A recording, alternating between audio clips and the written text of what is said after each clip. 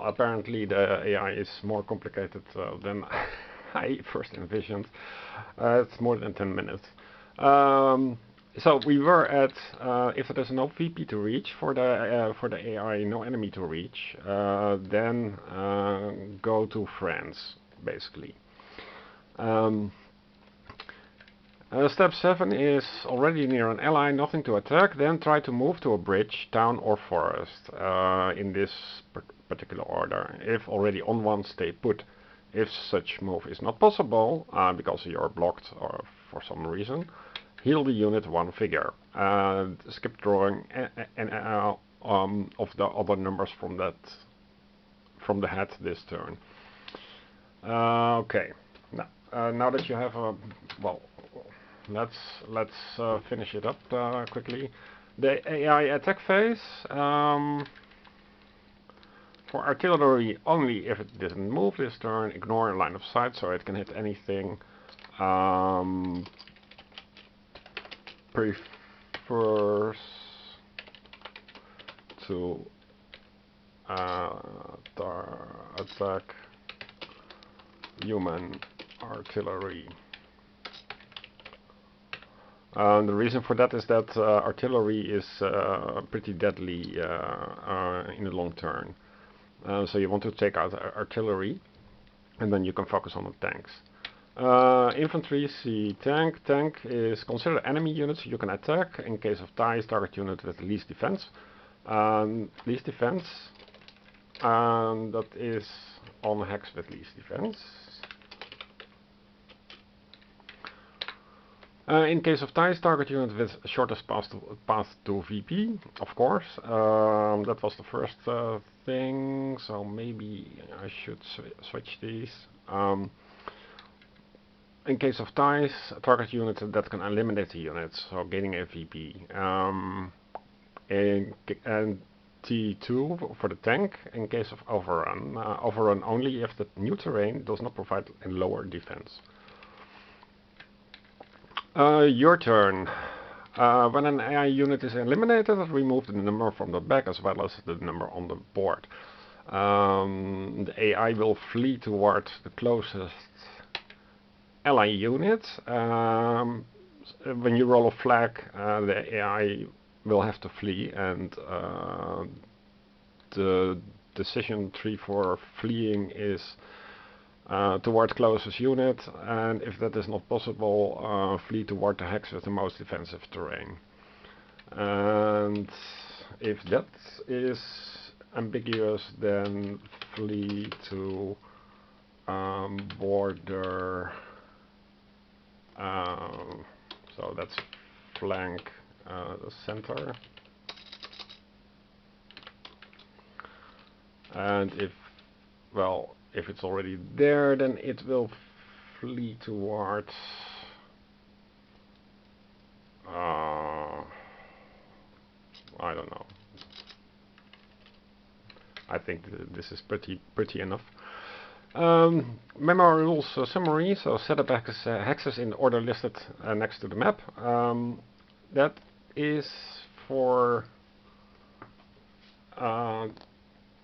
this particular example not true, because the first mission gives a problem if you follow this. Where is it?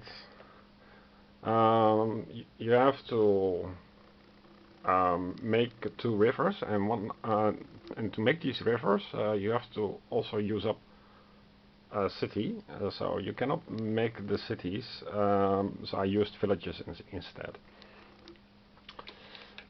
Initial is 432, that is 4 infantry, 3 tanks, 2 artillery. Check the scenario description for overruling. Some units are elite, and German forces start with 4 tanks. Dudes of a unit represent their hit points, not their firepower. The damage they deal is unaffected by the amount of dudes in unit. And then your units, your turn is the first move phase. So mark the activated unit somehow. Then attack phase. Tanks may take ground. Do the same for the AI. The reason for this is that if you blow up units, then the second unit you cannot use the hex that the unit previously blew up. So if you take that into account, then you can also ignore this rule and play with that one exception. But you can also do just follow the rules, but then you have to mark the activated units somehow.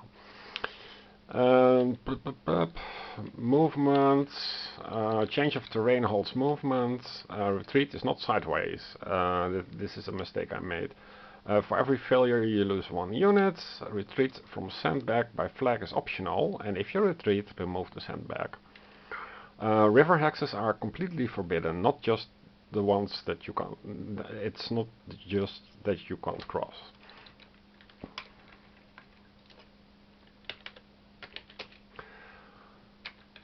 Terrain bonuses are a half rather than the stated 1 bonus to detract from battle dice pool rounded up. So you can think of hill plus sandbag is 2 halves is 1, not 2. It's not entirely true, but it works for a while. Cities, forest, bocage. I'm not sure what it is called here in English. Let me check. Hedgerows? Yeah, hedgerows. And the Dutch version, hedgerows. The typical northern France thing.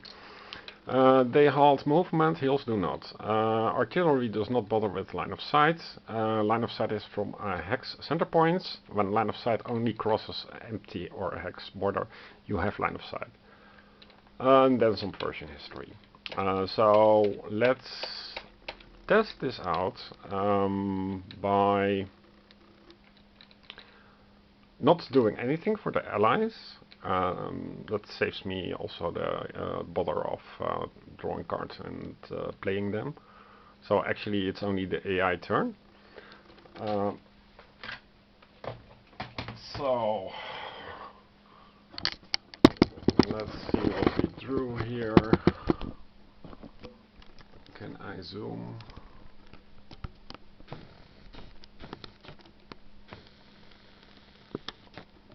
Yeah, I can zoom, but then you can't read. This is the setup, and I drew a 4. And the 4 is this unit here.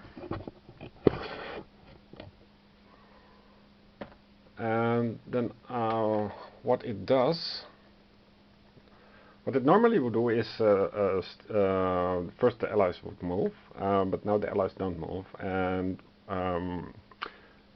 instinctively you'd say to stay put, but let's follow the AI rule. Let me try to readjust a little bit. So this whole exercise is for having a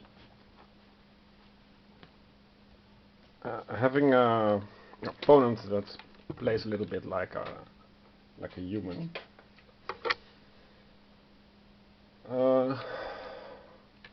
So AI move phase. If for artillery tank, this is infantry. So for infantry, consider any VP tokens that benefit the AI. There are no. There are 2 VP tokens, and they only benefit the allies.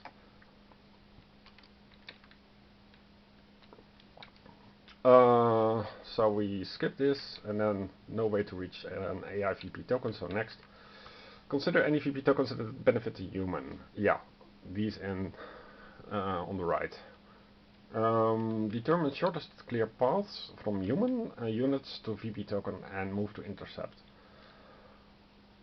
There are no paths from the allies to this bridge, but there are paths here from these allies to that bridge. Now, if there are multiple paths to VP, including the hex with the VP, consider the hexes on those paths that you can reach before opponents. Well, you cannot reach them, because this is unit 4, and to move it would go to the east directly. From these hexes path to hex with best defense. The best defense is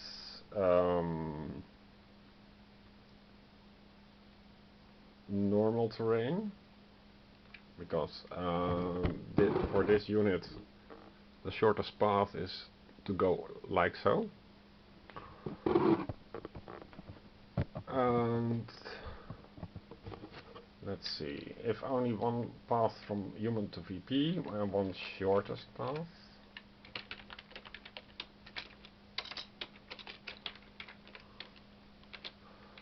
Consider the hexes of that path that your unit can reach before the human units. No, there are none. So if not in time to intercept, move to a hex that you can target a hex on the path closest to you.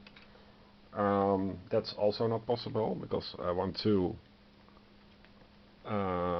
then 1, 2, 1, 2, 1, 2.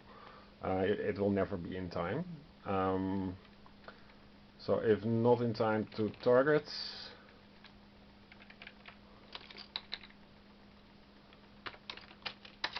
if not in time to target,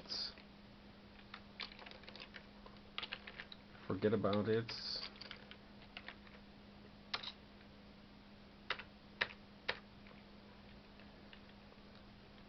Ignore this step. Okay, then if moving would lower your defense, and you can attack a hex on that path, stay put. No. No VP tokens in danger, or no VP can be reached. That is the case here.